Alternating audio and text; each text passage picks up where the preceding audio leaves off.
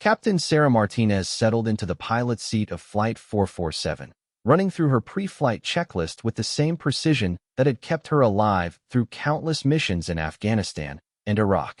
The commercial airliner felt almost mundane compared to the F-18 Super Hornets she had flown in combat, but flying was flying, and she treated every flight with the same professional attention to detail.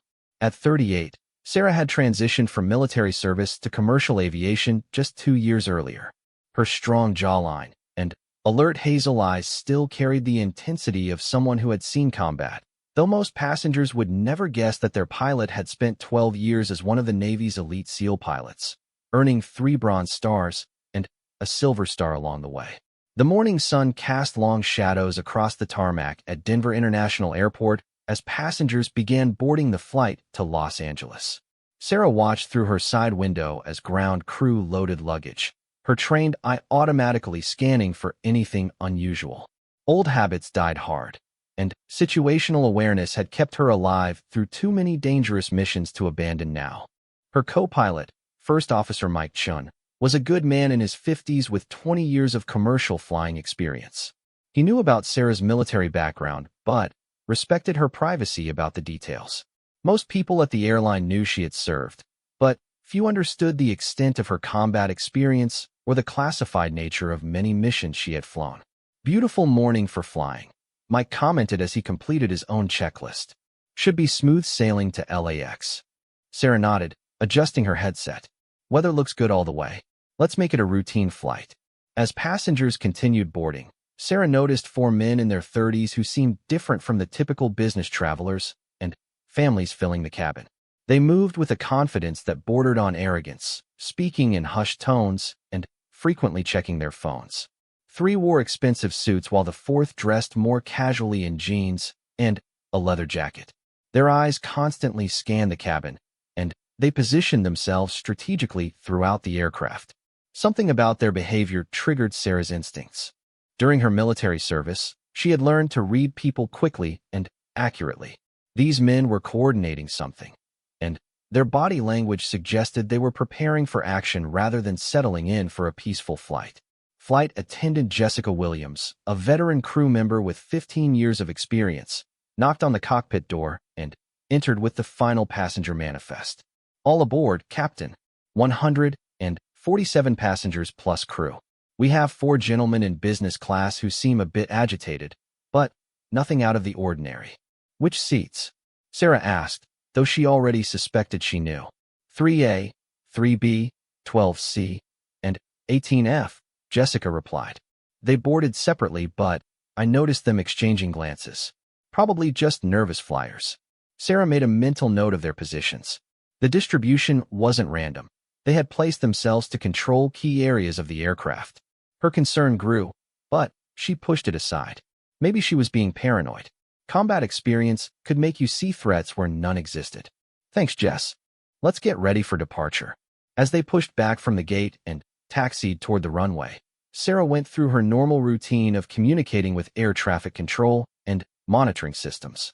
Everything appeared normal, yet that nagging feeling in her gut wouldn't disappear. She had learned to trust her instincts. They had saved her life more than once when flying rescue missions in hostile territory. The takeoff was smooth, and Flight 447 climbed steadily into the clear Colorado sky. Sarah loved this part of flying, whether in a fighter jet or a commercial airliner. There was something peaceful about rising above the world's problems and seeing the Earth spread out below like a detailed map.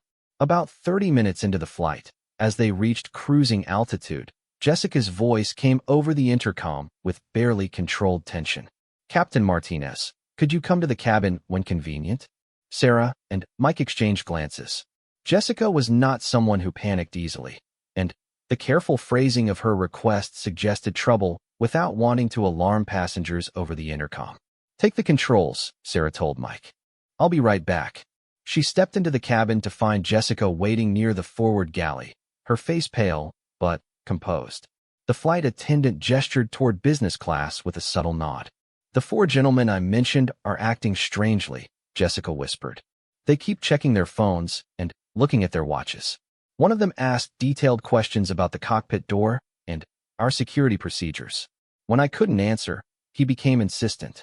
Sarah casually glanced toward business class and saw the man in the leather jacket leaning across the aisle, apparently in animated discussion with one of the suited men. Their body language was tense, purposeful. Any other unusual behavior? The one in 18F has been to the bathroom 3 times already, but each time he stops to examine the emergency exits. And I noticed they all have small identical bags that they're very protective of. Sarah felt her training kick in. Pattern recognition had been drilled into every SEAL. The ability to spot threats before they materialized into action. These weren't nervous flyers or coincidental business associates. They were executing some kind of plan. Keep monitoring them discreetly, Sarah instructed. Don't approach them directly. Alert the other flight attendants quietly, and if anything escalates, buzz the cockpit immediately. She returned to the cockpit with her mind racing through possibilities. Were they dealing with hijackers? Terrorists? Or was she overreacting to suspicious, but ultimately harmless behavior? Everything all right? Mike asked as she strapped back in. 4 passengers acting suspiciously. Could be nothing, but I want us ready for anything. Mike had flown with enough military pilots to recognize the tone. What do you need me to do? Before Sarah could respond, Jessica's voice crackled urgently over the intercom. Captain Martinez to the cabin immediately. Sarah's blood ran cold. That wasn't the careful language of someone trying to avoid panic. That was someone reporting an emergency. She stepped back into the cabin to find chaos beginning to unfold. The man in the leather jacket was standing in the aisle near row 12, speaking loudly to passengers while reaching into his carry-on bag. His 3 associates had also risen from their seats and were moving purposefully through the cabin. Ladies and gentlemen, Leather Jacket announced in a voice carrying clear authority, we're taking control of this aircraft. Everyone remain calm and follow our instructions exactly. Sarah felt time slow down as her combat training engaged. She assessed the situation in seconds. For organized individuals attempting to commandeer the aircraft, approximately 140 passengers and crew in danger, and she was the only person aboard with the skills to stop them. The man reached into his bag, and Sarah saw what appeared to be some kind of device. Whether it was a weapon or something else, she couldn't tell from her position, but his confidence suggested he believed he held the upper hand. I need everyone to understand, the man continued, that we are now in charge. The pilot will follow our course corrections, and if everyone cooperates, no one will be harmed. Sarah noticed that none of the 4 appeared to be armed with conventional weapons, but the devices they carried could be anything from explosives to chemical weapons. More importantly, they had clearly planned this operation and positioned themselves strategically throughout the aircraft. Passengers were beginning to panic. Some were crying, others trying to use their phones, and a few looked like they might attempt to rush the hijackers. Sarah knew that uncoordinated passenger intervention could make the situation much worse. She needed to act, but carefully. Her SEAL training had taught her that successful operations required patience, planning, and precise execution. Rushing in without understanding the full threat could endanger everyone aboard. The man in business class near the front was moving toward the cockpit area, probably intending to force entry and take control of the aircraft. Sarah realized she had perhaps minutes before they discovered she wasn't an ordinary commercial pilot. Jessica, she whispered to the flight attendant, get to the back of the plane and keep passengers calm.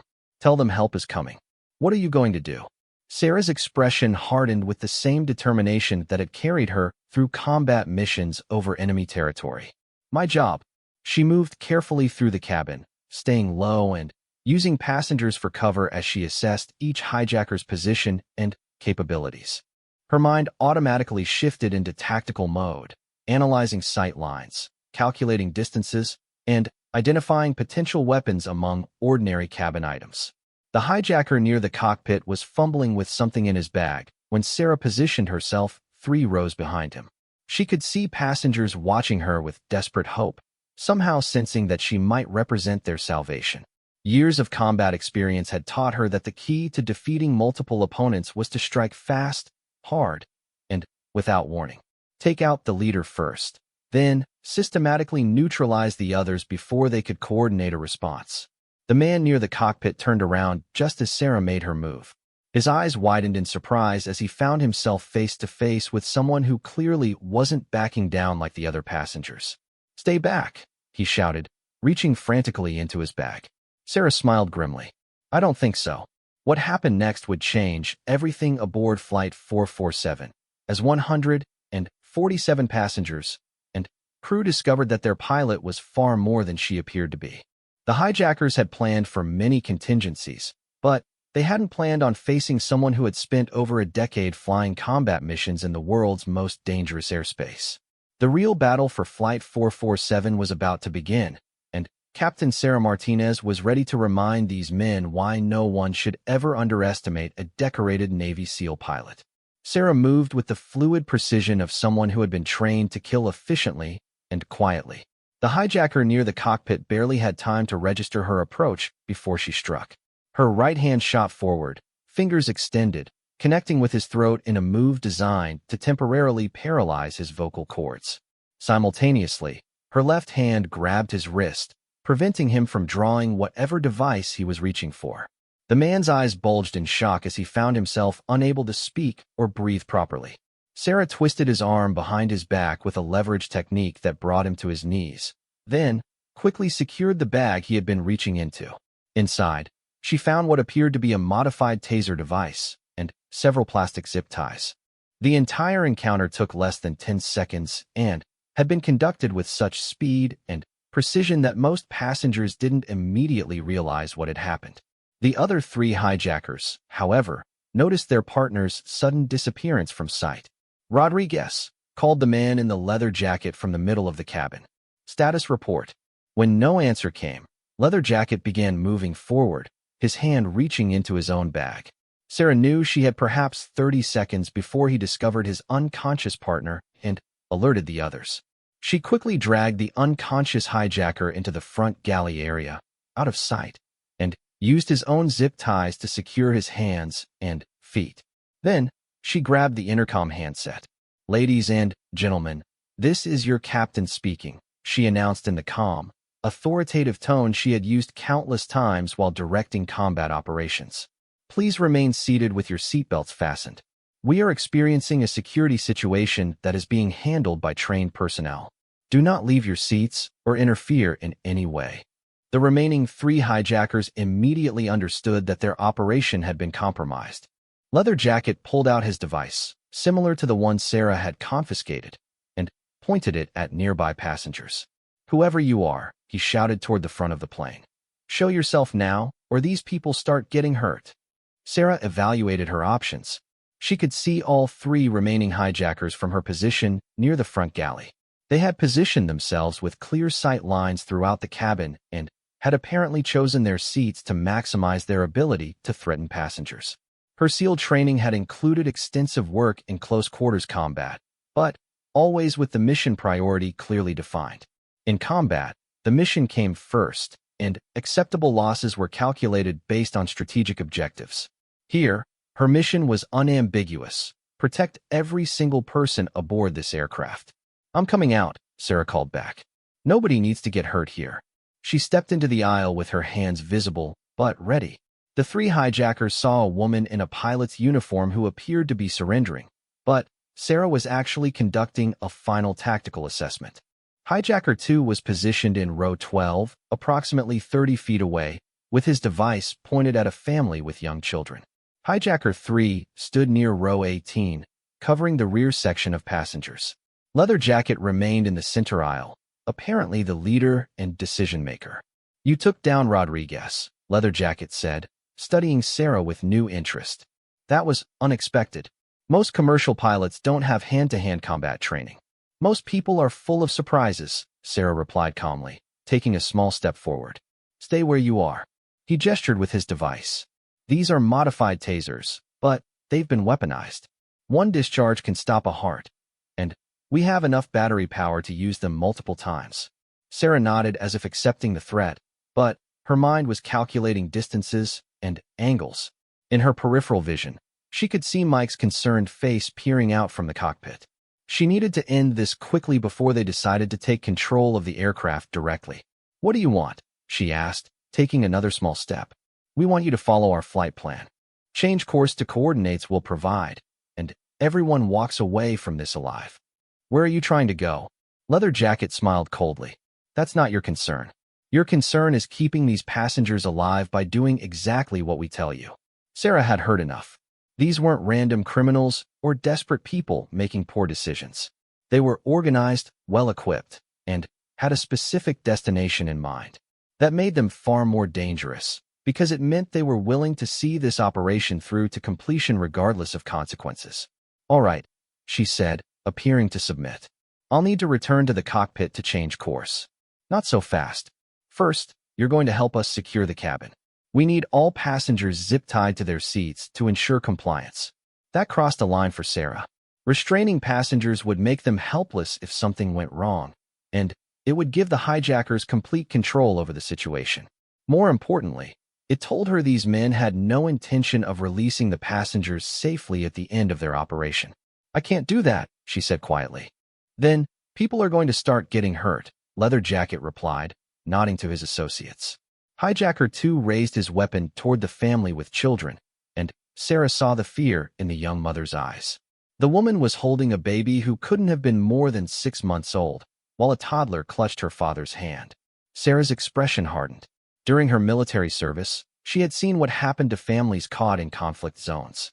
She had flown rescue missions to evacuate civilians from dangerous situations, and she had sworn an oath to protect those who couldn't protect themselves. You know what your problem is? Sarah said, her voice carrying a new edge that made several passengers look up in surprise. Enlighten me, Leather Jacket replied sarcastically. You assumed I was just a pilot. Sarah moved with explosive speed. Her first target was Hijacker 2, who posed the most immediate threat to the family. She covered the 30 feet between them in seconds, using passenger seats for partial cover as she moved. The hijacker tried to swing his weapon toward her, but Sarah had anticipated his reaction. She ducked low, came up inside his reach, and drove her elbow into his solar plexus with enough force to double him over. Before he could recover, she grabbed his weapon hand and applied a pressure point technique that forced his fingers to release the device. The entire sequence took approximately 4 seconds. Hijacker 2 collapsed to his knees, gasping for air and unable to coordinate his movements. Leather Jacket and Hijacker 3 reacted immediately, both moving towards Sarah's position while raising their weapons. But Sarah had positioned herself with the downed hijacker between herself and Leather Jacket, using him as a human shield while she engaged the third threat. Hijacker 3 was closer, and Sarah could see in his eyes that he was panicking. Panicked opponents were dangerous because they were unpredictable, but they also made mistakes. He lunged forward with his weapon extended, trying to get close enough for a guaranteed hit. Sarah sidestepped, grabbed his wrist as he passed, and used his forward momentum to send him crashing into the seat backs. The impact stunned him long enough for Sarah to secure his weapon and apply a sleeper hold that rendered him unconscious within seconds. Leather Jacket now found himself alone, facing an opponent who had just neutralized 2 of his partners in less than 15 seconds. His confidence was clearly shaken, but he still held his weapon and had a cabin full of potential hostages. What are you? He demanded, backing toward the rear of the aircraft. I'm someone who doesn't like bullies, Sarah replied, advancing steadily. She could see his mind racing, trying to figure out his next move. He was trained and organized, but he was also out of his depth. Whatever intelligence they had gathered about Flight 447 hadn't included information about the pilot's military background. You're military, he said, recognition dawning in his eyes. Special Forces. Sarah didn't respond, but her expression told him everything he needed to know. This doesn't change anything, he said, though his voice lacked the confidence it had carried earlier. I can still hurt innocent people before you stop me. You could try, Sarah acknowledged. But here's what's going to happen instead. You're going to drop your weapon, get on the ground, and wait for the authorities to take you into custody when we land. And if I don't? Sarah's smile was cold and professional. Then, you're going to discover why the United States Navy invested 12 years teaching me how to neutralize threats in confined spaces. The standoff lasted perhaps 10 seconds, though it felt much longer to the passengers watching in tense silence. Leather Jacket was clearly weighing his options, probably calculating whether he could take down some passengers before Sarah could reach him. Finally, he made his decision. Instead of surrendering, he suddenly turned and grabbed an elderly woman from her seat, pressing his weapon against her neck. "Back off, or she dies right here," he shouted. The elderly woman whimpered in fear, and Sarah could see tears streaming down her face. This was exactly the kind of situation her training had prepared her for, but it never got easier when innocent lives hung in the balance. Sarah stopped her advance, but didn't retreat. Her mind was already calculating angles and possibilities. The hijacker thought he held the advantage now, but he had actually made a critical error. "Let her go," Sarah said calmly. "She's not part of this. Neither were those kids you were so worried about. But that didn't stop you from risking their lives with your heroics. I'm trying to save lives.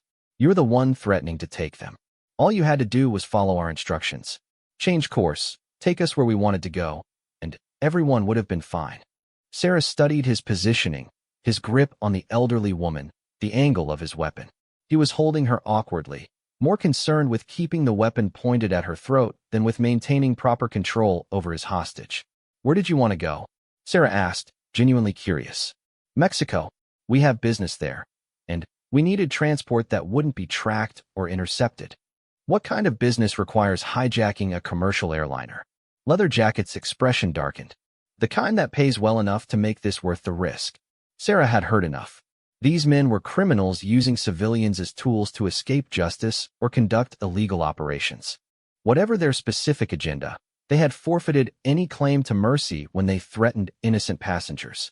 "Last chance," Sarah said. "Let her go, and I'll make sure you're treated fairly by the authorities." "I don't think you're in a position to negotiate," he replied, pressing the weapon closer to the elderly woman's neck.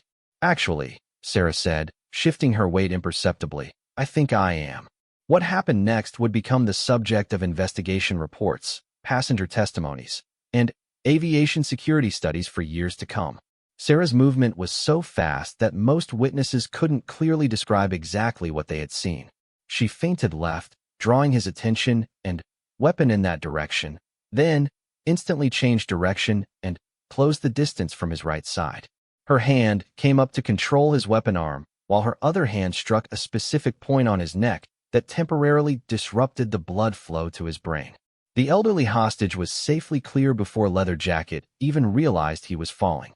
Sarah caught him as he collapsed, lowered him gently to the floor, and secured his weapon. The cabin fell completely silent except for the ambient noise of the aircraft engines. 147 passengers and crew members stared at their pilot, who had just single-handedly neutralized 4 hijackers with techniques they had never seen outside of action movies.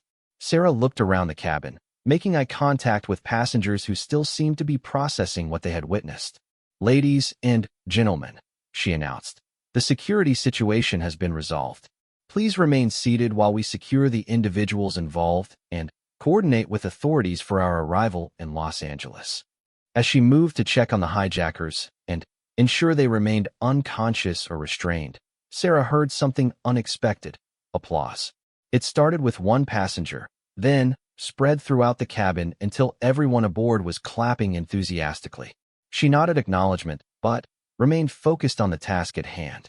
The immediate threat was neutralized, but she still needed to fly the aircraft safely to its destination and ensure the hijackers were properly secured for the authorities.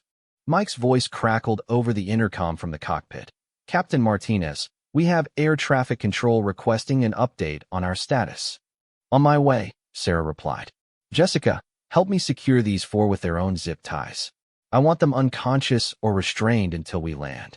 As she worked to properly restrain the hijackers, Sarah noticed passengers looking at her with a mixture of gratitude, amazement, and curiosity. She knew they had questions about who she really was and how she had developed such skills. Those answers would come later. Right now, she had an aircraft to fly and passengers to deliver safely to their destination. The mission wasn't complete until everyone was on the ground and the threats were in custody. Sarah returned to the cockpit with adrenaline still coursing through her system, though her hands remained steady as she took control of the aircraft. Mike stared at her with undisguised amazement, having witnessed the entire confrontation through the open cockpit door. Air traffic control is asking for our status, Mike reported, though his voice carried a note of awe. They detected some irregular movement patterns and want to know if we need assistance. Sarah put on her headset and keyed the microphone. Denver Center, Flight 447. We experienced a security incident that has been resolved. 4 individuals attempted to commandeer the aircraft and are now restrained. Requesting priority landing at LAX and law enforcement response upon arrival. Flight 447. Copy security incident resolved. Are you declaring an emergency? Negative on emergency declaration. Aircraft is secure, crew and passengers are safe. We have 4 individuals in custody who will need to be transferred to federal authorities upon landing. Roger. Flight 447. Squawk 7700 and proceed direct to LAX. We're coordinating with FBI and local law enforcement for your arrival. Medical assistance standing by if needed. Sarah changed the transponder code and adjusted their course slightly for the most direct route to Los Angeles. The routine of flying helped calm her system after the intense confrontation, though she remained alert for any signs that the situation wasn't completely under control. Sarah, Mike said quietly, I've been flying for 20 years, and I've never seen anything like what you just did. Where did you learn to fight like that? Navy, she replied simply, checking their fuel status and estimated arrival time. I know you served, but that wasn't regular Navy training. That was something else entirely. Sarah glanced at her co-pilot, recognizing that he deserved some explanation after what he had witnessed. Special operations. I flew combat missions in Afghanistan and Iraq for 12 years before transitioning to commercial aviation. Mike's eyes widened. You were a SEAL? SEAL pilot. We existed to get SEALs into and out of places where conventional aircraft couldn't operate safely. Sometimes that required more than just flying skills. How much more?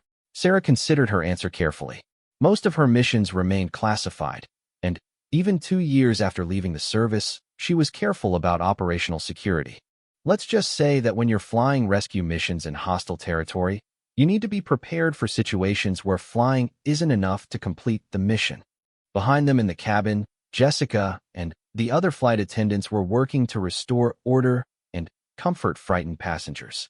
The 4 hijackers remained unconscious or restrained in various locations throughout the aircraft, zip-tied with their own equipment and monitored by volunteers among the passengers. Dr. Robert Chun, a cardiologist who had been traveling to a medical conference in Los Angeles, had volunteered to monitor the hijackers' vital signs and ensure Sarah's takedown techniques hadn't caused any serious injuries. He reported that all 4 were breathing normally and showed no signs of lasting damage. Your pilot has excellent control, Dr. Chun told Jessica quietly. These men are unconscious or immobilized, but there's no evidence of permanent harm. She knew exactly where to strike to achieve maximum effectiveness with minimum injury. Word of Dr. Chin's assessment spread quickly among the passengers, adding to their already considerable admiration for Captain Martinez. Many had initially feared they were witnessing a fight that might result in deaths, but Sarah's precision had neutralized the threats without causing lasting harm to anyone. About an hour into the remaining flight time, one of the passengers approached the forward galley where Jessica was preparing coffee for shaken nerves. Margaret Thompson, a retired school teacher in her 70s, had been sitting close enough to observe most of Sarah's actions during the confrontation. Young lady, she said to Jessica, I need you to tell your captain something for me. Of course, Mrs. Thompson. What would you like me to pass along? I've been teaching children for 42 years, and I've seen a lot of heroes in my time. But what that woman did today, she saved all our lives, and she did it without hesitation or regard for her own safety. I want her to know that some of us understand exactly what she risked for us. Jessica nodded, touched by the elderly woman's words. I'll make sure she knows. Similar conversations were taking place throughout the cabin as passengers processed what they had experienced. James Rodriguez, a business executive who had been traveling with his family, pulled out his phone to record a brief video message.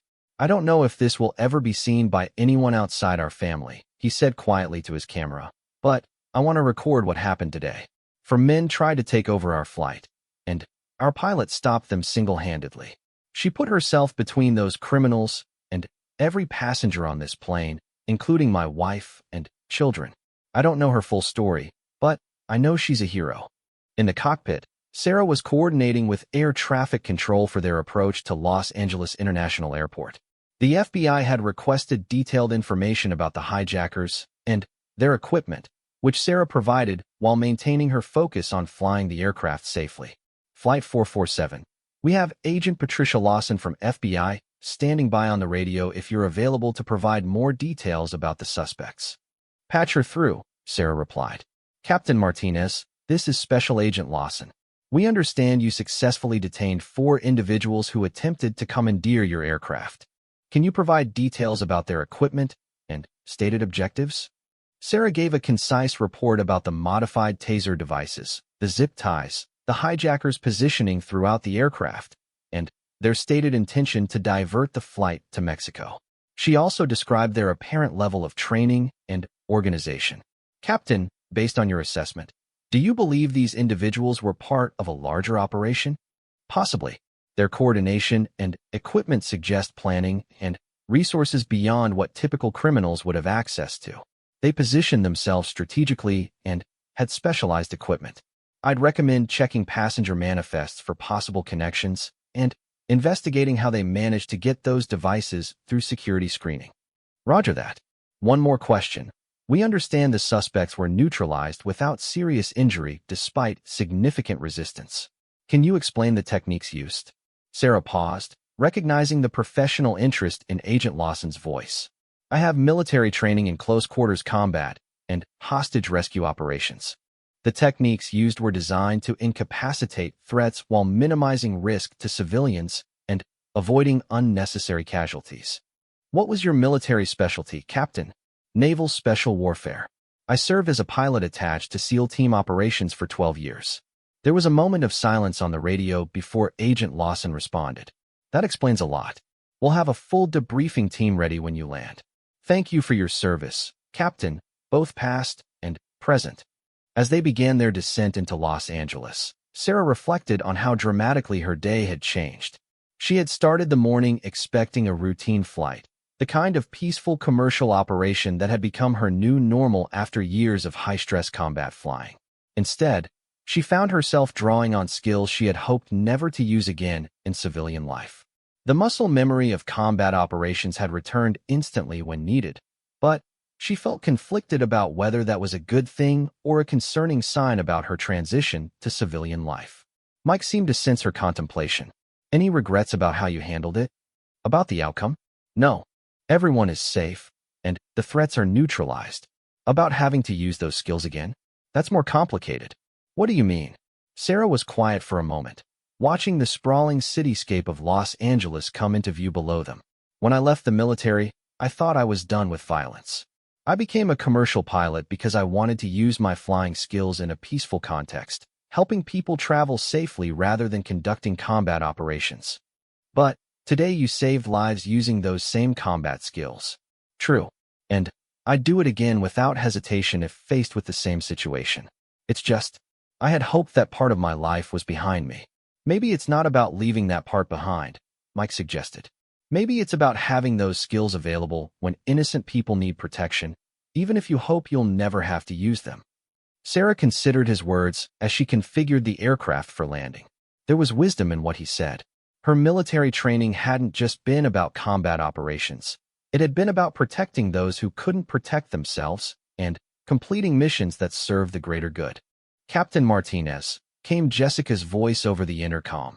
The passengers would like to express their gratitude when we land. Is that acceptable to you? Sarah smiled slightly. Tell them their gratitude is appreciated, but the best thanks they can give is to continue living their lives freely and safely. That's what today was really about. As Flight 447 touched down smoothly at LAX, Sarah could see emergency vehicles positioned along the taxiway, though their lights remained off to avoid creating panic among passengers on other flights. FBI agents, airport security, and medical personnel were waiting to take custody of the hijackers and begin their investigation. Ladies and gentlemen, this is Captain Martinez, Sarah announced over the cabin speakers. We have arrived safely at Los Angeles International Airport. Please remain seated until law enforcement personnel have secured the aircraft and remove the individuals involved in today's incident. I want to thank each of you for your cooperation and courage during a difficult situation." She paused, choosing her next words carefully.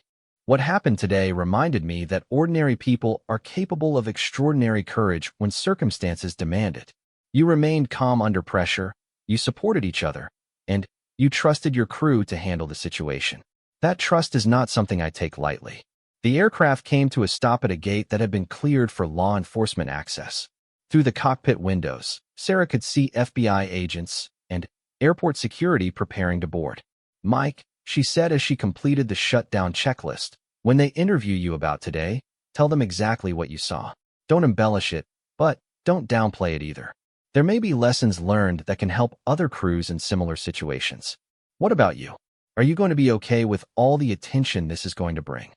Sarah unbuckled her harness and gathered her flight bag. "I've faced Senate subcommittees debriefing classified missions. I think I can handle a few FBI interviews." As law enforcement began boarding the aircraft, Sarah prepared to transition from pilot mode back to the role she had hoped never to play again, a special operations veteran explaining how and why she had used lethal skills to protect innocent lives. The hijacking attempt was over, but Captain Sarah Martinez's story was just beginning to unfold in ways that would surprise everyone involved, including herself. Special Agent Patricia Lawson stepped onto Flight 447 with her team, immediately recognizing the professional efficiency with which the situation had been resolved. Four unconscious or restrained individuals lay exactly where Captain Martinez had reported them, properly secured and monitored. The cabin showed no signs of the violent confrontation that had taken place. No damaged equipment, no blood, no indication that anything more dramatic than turbulence had occurred. "Captain Martinez," Agent Lawson said as Sarah emerged from the cockpit, "I'm impressed by the precision of your work. These suspects are alive, uninjured, and properly restrained. That's not easy to accomplish in a confined space with civilian lives at risk." Sarah shook the agent's hand professionally. "My priority was passenger safety. Everything else was secondary." As FBI agents and paramedics removed the hijackers from the aircraft, passengers began to disembark. Many stopped to speak with Sarah, expressing gratitude that went far beyond polite thanks. Several exchanged contact information, talking about staying in touch and organizing some kind of recognition for her actions. Margaret Thompson, the retired teacher, approached Sarah with tears in her eyes. "Captain, I need you to know something. My husband was a Marine who served in Vietnam, and he taught me to recognize courage when I see it. What you did today wasn't just training or instinct. It was a choice to put yourself at risk to protect strangers. That's the definition of heroism. Mrs. Thompson, I appreciate your words, but I was just doing my job." "No, dear. Your job is to fly airplanes safely. What you did today went far beyond any job description." After the passengers and crew had been debriefed and released, Sarah found herself in an FBI conference room at LAX, facing a panel of agents and aviation security officials. Agent Lawson led the questioning, but Sarah recognized the types of professionals assembled: counterterrorism specialists, aviation security experts, and behavioral analysts. "Captain Martinez," Agent Lawson began, "we've completed preliminary interviews with passengers and crew, and we've examined the suspect's equipment. We need to understand exactly what happened and how you were able to assess and neutralize the threat so effectively." Sarah provided a detailed chronological account of events, from her initial observations during boarding through the final restraint of the last hijacker. The agents took notes and occasionally asked for clarification about specific techniques or decision points. "When you first noticed the suspects behaving unusually," asked Agent Carson, a counterterrorism specialist, "what specifically triggered your concern?" "Their positioning throughout the aircraft was strategic rather than random. They maintained visual contact with each other and placed themselves to control key areas. Their body language suggested preparation for action rather than passive travel. Most importantly, they were coordinating activities while trying to appear unrelated." "How did your military training influence your response?" Sarah considered the question carefully. "SEAL operations taught me to assess threats quickly and accurately. More importantly, they taught me to prioritize mission success over personal safety. In this case, The mission was protecting passenger lives, which meant neutralizing the threats as quickly as possible with minimal collateral damage. Agent Lawson leaned forward. We're particularly interested in your combat techniques. You disabled 4 trained individuals in approximately 2 minutes without causing permanent injury or alerting them to your capabilities until you were ready to act. That level of precision suggests extensive close-quarters combat training. Naval Special Warfare provided comprehensive training in hostage rescue, close-quarters combat, and threat neutralization in confined spaces. Much of that training remains classified, but the techniques used today were standard applications for protecting civilians in hijacking situations. Can you elaborate on your decision-making process when the leader took Mrs. Patterson hostage? Sarah's expression grew more serious. That was the most dangerous moment of the entire situation. Hostage scenarios create complex tactical challenges because the threat has human shield protection and the psychological advantage of controlling innocent life. My training emphasized that such situations require immediate action once the perpetrator demonstrates willingness to harm civilians. What made you confident you could resolve it safely? Analysis of his grip, weapon positioning, and psychological state indicated he was operating under stress and had made tactical errors in how he controlled his hostage. His focus was on intimidating me rather than maintaining proper defensive positioning. That created an opportunity for intervention. Dr. Sarah Kim, a behavioral analyst, asked, how do you assess the psychological impact of today's events on yourself and the passengers? The passengers showed remarkable resilience and cooperation under extreme stress. Their behavior actually made my job easier by not panicking or interfering with tactical operations. As for myself, I utilized training and experience that I hoped never to need again in civilian life. The psychological impact will require processing over time. After 3 hours of detailed questioning, Agent Lawson concluded the formal interview.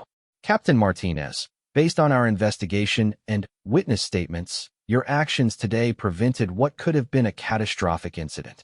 The suspect's equipment and planning suggest they had both the means and intent to seriously harm passengers and crew. What can you tell me about who they were? The investigation is ongoing, but preliminary evidence suggests they were involved in human trafficking operations and were attempting to reach Mexico to avoid federal prosecution. They specifically chose this flight because they believed it would provide untracked transportation out of the country. Sarah felt a chill as she realized how close the passengers had come to being caught up in something far more sinister than a simple hijacking. There's one more thing, Agent Lawson added. Your actions today are going to receive significant media attention. The passengers have already begun sharing their stories with reporters and several recorded video testimonials during the flight. Are you prepared for that level of public interest? Sarah had been dreading this moment. I prefer to avoid media attention entirely. I transitioned to civilian life specifically to escape the spotlight that comes with military operations. I understand, but given the heroic nature of your actions and the number of witnesses, that may not be possible. However, we can work with you to manage the narrative and ensure operational security regarding your classified background. Over the following days, Sarah's story spread rapidly through news media and social networks. Passenger testimonials, cell phone videos taken after the incident, and interviews with aviation experts created a detailed picture of what had occurred aboard Flight 447. The airline initially tried to downplay the incident, but passenger accounts and FBI confirmation made it impossible to minimize the significance of what had taken place. Sarah found herself reluctantly thrust into a spotlight she had never wanted. Captain Williams, her chief pilot, called her into his office 3 days after the incident. Sarah, I'll be direct with you. What happened on Flight 447 has created a unique situation for the airline. We're receiving hundreds of requests for interviews, book deals, movie rights, and speaking engagements. More importantly, we're getting calls from other airlines wanting to recruit you. I'm not interested in any of that. I just want to continue flying commercial routes quietly. I understand, and we want to support that. But there are also opportunities here that could benefit aviation security broadly. The Department of Homeland Security wants to consult with you about training programs for commercial crews. The FAA is asking about incorporating some of your techniques into standard security protocols. Sarah realized that her attempt to leave her military career behind had been permanently derailed by events beyond her control. The skills that had defined her previous life were now part of her civilian identity, whether she wanted that or not. 2 weeks later, she received a call from Admiral Rebecca Morrison, her former commanding officer in Naval Special Warfare. "Martinez, I've been following your recent adventures in civilian aviation," the Admiral said with dry humor. "It seems you can't stay out of trouble even when you're trying to fly passengers peacefully from point A to point B. It wasn't exactly by choice, Admiral." "I'm sure it wasn't. But I'm calling because your actions have created some interesting opportunities. The Department of Defense is developing new training partnerships with civilian aviation, and they need someone who understands both communities. Would you consider a consulting role?" Sarah looked out her apartment window at the busy Los Angeles skyline, thinking about passengers like Mrs. Thompson and the family with young children who had thanked her with tears in their eyes. What kind of consulting role? Developing training protocols that could help commercial crews handle security threats more effectively. Not everyone can be a SEAL pilot, but basic situational awareness and threat assessment skills could save lives in future incidents. Would it interfere with my flying schedule? It would supplement it.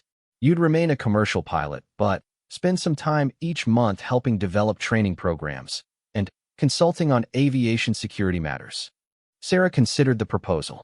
Maybe Mike had been right about her skills being available when needed rather than being left behind entirely. The events aboard Flight 447 had shown her that the line between military service and civilian life wasn't as clear as she had hoped. "Send me the details," she told the Admiral. "I'll consider it." 6 months later, Captain Sarah Martinez stood in front of a classroom filled with commercial pilots, flight attendants, and aviation security personnel. On the whiteboard behind her were diagrams showing threat assessment techniques and basic defensive tactics adapted for commercial aviation environments. "The most important thing to understand," she told her students, "is that your primary job remains the same whether you're facing normal operations or security threats.